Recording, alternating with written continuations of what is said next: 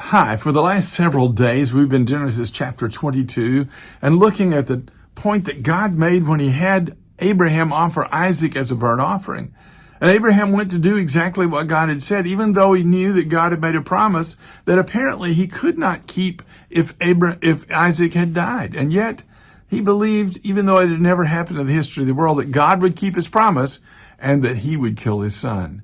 You remember how that when he was ready to, God stopped his hand from being able to slaughter his son, presented something as a substitute, a ram, and in that mountain of the Lord, he said, the Lord will provide.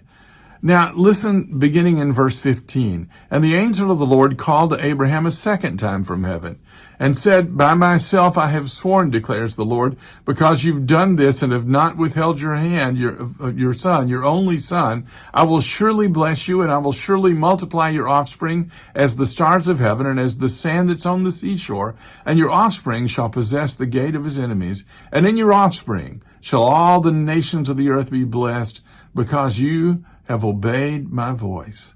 Can you imagine what it must have been like for Abraham?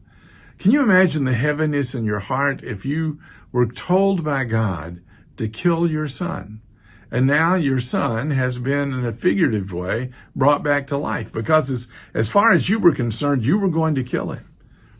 What does Isaac think when his daddy was getting ready to kill him? And yet he knows that he had a command from God. So what would you do? I saw a movie once where it showed the two of them hugging and dancing and celebrating. I think that's what I would have done too. So they went back to the place where he lived, and he lived in peace.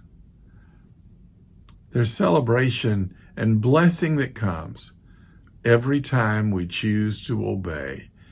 Whether or not it makes full sense to us, it makes sense to God. Trust him. He knows more than we do. Thanks for watching.